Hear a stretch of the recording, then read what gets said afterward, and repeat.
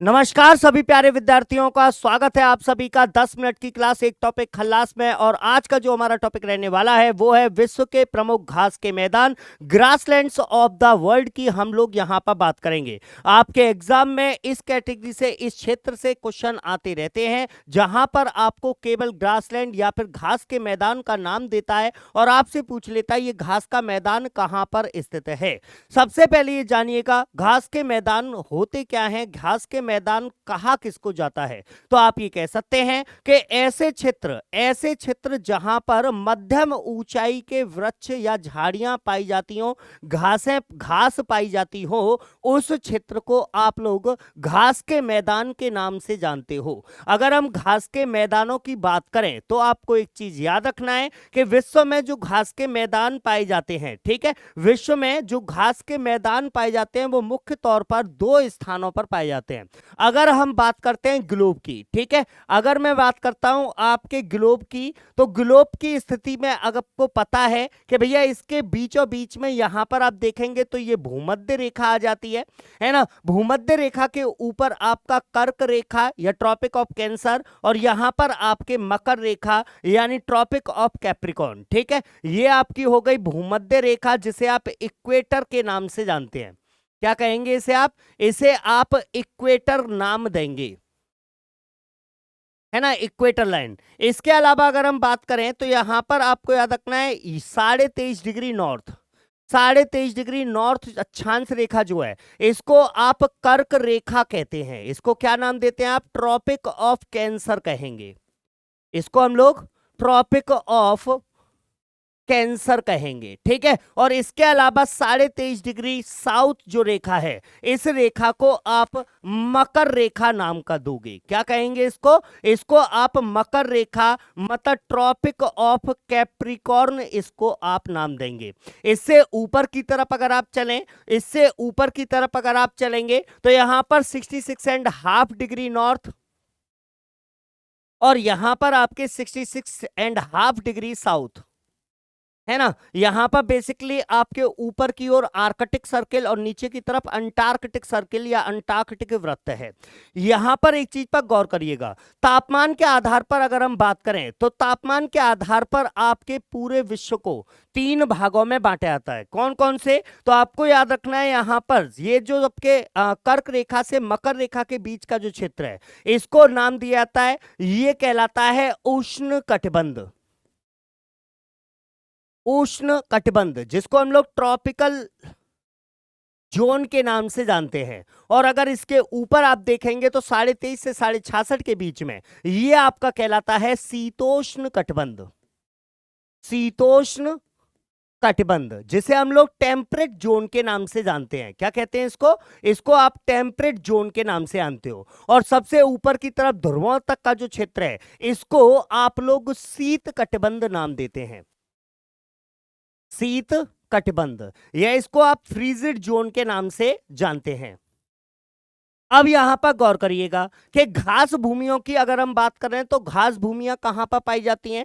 तो देखिएगा आपके यहां पर घास भूमियां 2 प्रकार की होती हैं, एक होती हैं उष्ण कटिबंधीय घास भूमियां और एक होती हैं शीतोष्ण कटिबंधीय घास भूमियां। मतलब घास भूमि की स्थिति यदि 23.5 डिग्री से 66.5 के बीच में तो उनको शीतोष्ण कटिबंधीय घास के मैदान यानी टेम्परेट ग्रासलैंड्स कहा जाएगा। और यदि उनकी स्थिति कर्क रेखा और मकर रेखा के बीच में स्थित है तो फिर उन्हें आप उष्ण कटिबंधीय घास के मैदान यानी ट्रॉपिकल ग्रासलैंड के नाम से जानेंगे। यहां पर एक और चीज बात करें कि विश्व में अगर इसके वितरण की बात करते हैं, इसके हम लोग अगर हम देखें कि कहां कहां पर आपके घास के मैदान पाए जाते हैं तो यहां पर आप देख सकते हैं कि अगर मैं प्रेयरीज घास के मैदानों की बात करता हूं तो ये बेसिकली नॉर्थ अमेरिका का क्षेत्र यहां पर आपको दिख रहा है। ये मैप मैंने यहां पर लगा दिया है, यहां पर आप घास भूमियों को देख सकते हैं कि कौन सी घास भूमि की स्थिति आपके मैप पर कहां पर स्थित है, तो आप इसको यहां से क्लियर कर सकते हैं।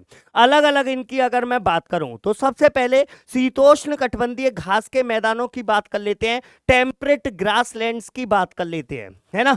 टेम्परेट ग्रासलैंड्स की हम लोग बात करते हैं कि ये कहां कहां पर स्थित हैं। तो यहां पर देख सकते हैं आप, सबसे पहला है प्रेयरी घास के मैदान। कौन से? प्रेयरी घास के मैदान। पूछ लेगा कहां पर स्थित हैं। तो देखिए प्रेयरी घास के मैदान जो हैं ये आपके उत्तरी अमेरिका के क्षेत्र में फैले हुए हैं। और किस प्रकार के हैं? तो शीतोष्ण कटिबंधीय घास के मैदान हैं। इसके अलावा स्टेपीज घास के मैदान की बात करूं, या तो स्टेपी लिखेगा या स्टेपीज करके लिखेगा। तो स्टेपीज घास के जो मैदान हैं ये आपके यूरेशिया के क्षेत्र में फैले हुए हैं, है ना। यूरेशिया के क्षेत्र में स्टेपीज घास के मैदान। इसके अलावा पंपास या पंपास घास के मैदानों की बात करें तो दक्षिण अमेरिका में आपके अर्जेंटीना में जो घास के मैदान, शीतोष्ण कटिबंधीय घास के मैदान है, उनको आप लोग पंपास नाम से जानते हैं। एग्जाम में बहुत ज्यादा पूछा जाता है। इसके अलावा यहां पर पुस्ताज की अगर मैं बात करूं तो पुस्ताज घास के मैदान हंगरी के क्षेत्र में पाए जाते हैं, यूरोप में। कहां पर? हंगरी के क्षेत्र में जो घास के मैदान, शीतोष्ण कटिबंधीय घास के मैदान है, उनको पुस्ताज के नाम से जाना जाता है। इसके अलावा आपको याद रखना है वेल्ड या वेल्ड्स घास के मैदान। या तो वेल्ड लिखेगा या लिखेगा वेल्स, ठीक है। वेल्स घास के मैदान कहां पर है? तो ये आपके साउथ अफ्रीका यानी दक्षिण अफ्रीका के क्षेत्र में पाए जाते हैं। देख सकते हो भाई कितने प्यारे प्यारे से चित्र यहां पर आपके लिए लगाकर लाया हूं।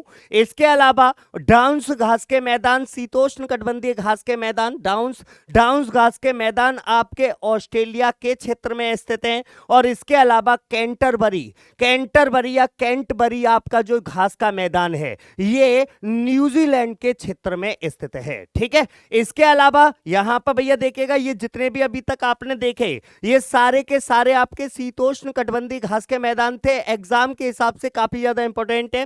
प्रेयरी, इसके बाद स्टेपीज, इसके अलावा पंपास, इसके अलावा पुस्ताज, इसके अलावा वेल्ड्स और इसके अलावा डाउन्स और फिर था आपका कैंटरबरी, ठीक है। अब हम बात करते हैं यहां पर उष्ण कटिबंधीय घास के मैदानों के बारे में, मतलब ट्रॉपिकल ग्रासलैंड्स, ट्रॉपिकल ग्रासलैंड्स, ठीक है। ट्रॉपिकल ग्रासलैंड्स की अगर मैं बात करूं तो ये कहां पर स्थित हैं आपको याद रखना है। सबसे इंपॉर्टेंट है कैंपोस या कैंपोस घास के मैदान।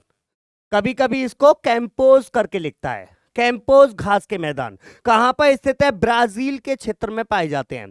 भाई एक चीज देखिएगा, घास के मैदानों से क्वेश्चन हमेशा सीधा सीधा पूछा जाता है ना। घास के मैदानों से हमेशा सीधा सीधा क्वेश्चन पूछा जाता है, तो वहां पर ज्यादा घुमा फिराकर क्वेश्चन आपसे नहीं पूछे जाते। और आपके घास के मैदानों की एक प्रमुख विशेषता यह भी होता है कि ये जानवरों के लिए चारागाह आपके प्रोवाइड करने का काम भी करते हैं।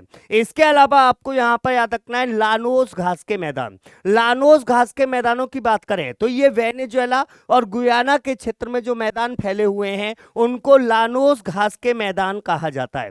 इसके अलावा उष्ण कटिबंधीय में मोस्ट इंपॉर्टेंट है सवाना, है ना। सवाना घास का मैदान कहां पर स्थित है? तो भैया अफ्रीका के क्षेत्र में जो घास का मैदान, उष्ण कटिबंधीय घास का मैदान स्थित है उसको आप लोग सवाना के नाम से जानते हो। और इसके अलावा पटाना घास के मैदान की बात करूं तो पटाना घास का मैदान श्रीलंका के क्षेत्र में स्थित है। यहां पर एक चीज पर गौर करिएगा भाई, एक चीज पर यहां पर गौर करिएगा कि आपके कुछ मैदान भारत में भी पाए जाते हैं, कुछ घास के मैदान भारत में भी पाए जाते हैं। जैसे कई बार एग्जाम में पूछा जा चुका है कि 16 घास के मैदान कहां पर स्थित हैं। तो 16 घास के मैदान आपको याद रखना है भारत के पश्चिमी घाट पर स्थित हैं। भारत के पश्चिमी घाट और यानी वेस्टर्न घाट पर जो आपके घास के मैदान हैं उनको आप लोग नाम देते हैं 16 घास के मैदान। इसके अलावा अगर आपसे पूछ ले मर्ग घास का मैदान, जैसे जम्मू कश्मीर में आपने कुछ शहरों के नाम भी सुने होंगे कि गुलमर्ग, टनमर्ग, सोनमर्ग, तो मर्ग घास के मैदान ये आपके जम्मू कश्मीर के क्षेत्र में स्थित हैं। कहां पर? जम्मू कश्मीर के क्षेत्र में मर्ग घास के मैदान हैं। और इसके अलावा आपको एक याद रखना है, वो है आपका बुग्याल या पयार। ठीक है, बुग्याल या पयार ये जो आपका मैदान है ना, ये कहां पर पाया जाता है, तो ये आपके उत्तराखंड राज्य से संबंधित है। ठीक है ना, तो ये थे आपके बेसिकली घास के मैदान। इनमें से आपको याद रखना है कि अगर हम बात करते हैं आपके मर्ग की, ठीक है, तो मर्ग जो है ये भारत में, मर्ग और उत्तराखंड की अगर हम बात करें, बुग्याल या पयार की बात करें, तो ये दोनों घास के मैदान आपके शीतोष्ण कटिबंधीय घास के मैदान होंगे, जबकि 16 घास का मैदान जो है ये आपका उष्ण कटिबंधीय घास का मैदान होगा। ठीक है, उम्मीद है भाई इंफॉर्मेशन आप लोगों को पसंद आई होगी। अगले क्लास में किसी नए टॉपिक के साथ आपसे दोबारा मुलाकात करेंगे, तब तक के लिए जय हिंद, जय भारत।